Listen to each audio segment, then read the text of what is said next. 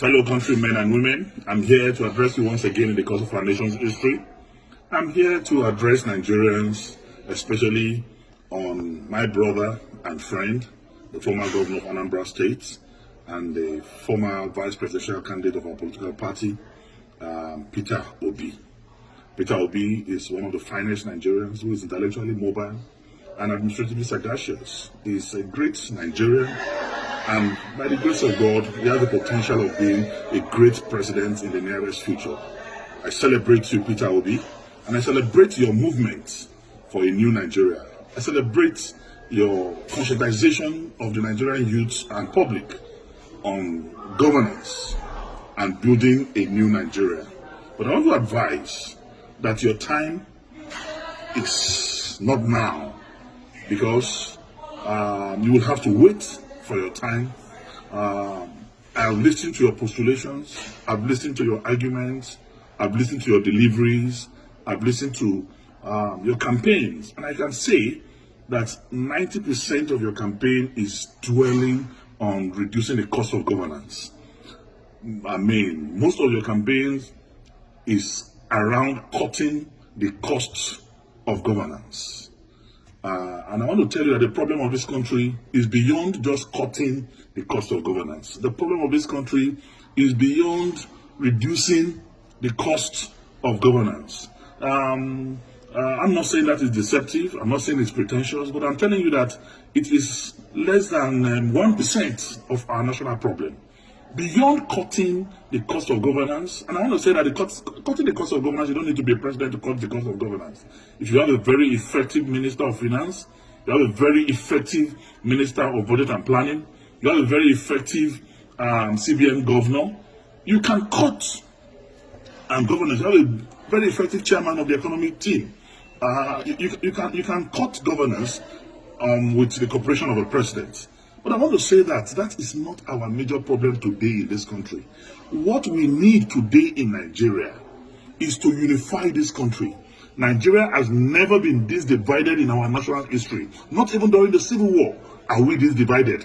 There is no trust between the North and the South. There is no trust between the East and the North. There is no trust between the West and the South and the Southeast. So we need one character who have the capacity and capability to unite us together as a nation first, because we need to first believe in ourselves as people. We need to believe in our unity. We need to believe in our togetherness, even before we can make progress, because without unity there can be no peace, and without peace there can be no development. So first, we need a unifier. Who can unify this country? Today I want to ask sincerely Peter Obi and his supporters, can Peter Obi be trusted by a typical Katsina man or somebody from the northern part of this country? Can he be trusted as an Igbo man by Middle Belters, by core moderners? The answer, in every sincerity of purpose, of heart and commitment, is no. So we need one Nigeria who is going to be trusted by every part of this country, who the North will believe in, who the South will believe in. And that person, without blinking my eyes, is Atiku Abubakar, who, when it was dangerous for any leader to talk about the issue of devolution of powers, when it was dangerous for any leader to talk about the issue of restructuring, he did, with every boldness in him. Today, Atiku Abubakar married a Yoruba man, have Yoruba sons. Atiku Abubakar married Igbo woman, he has Igbo children. Atiku Abubakar married Hausa woman, he has Hausa children. Married a Fulani woman, he has Fulani children. He's a pan-Nigerian, he's a true African Nigerian man. Only him, among those who are candidates of presidential, who are candidates of any political party today, seeking for the presidency of this country, have the capacity and potential to bring us together as a nation. So I want to say, it is time for us to think. I encourage the crusade, the movement started by Peter Obi to continue. Move from campus to campus, move from community to community, move from one progressive group and organization from this country to another, to campaign for the new Nigeria that is to come, and be part of the movement of Atiku Abubakar to rebuild, to restructure, to reorganize, and reboot Nigeria as a country. We must speak the truth, and the truth is the truth. You are a great Nigerian. I salute your political and intellectual sagacity.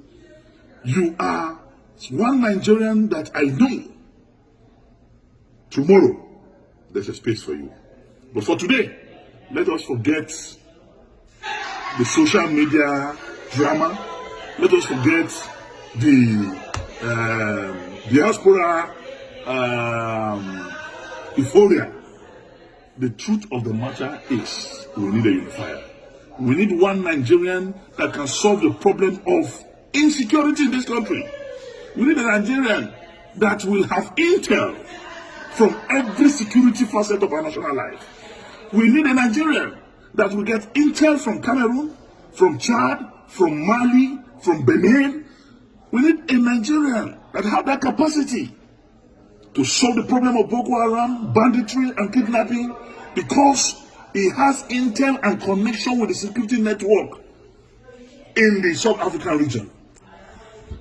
And that's Nigerian today. It's Atiku Abubakar.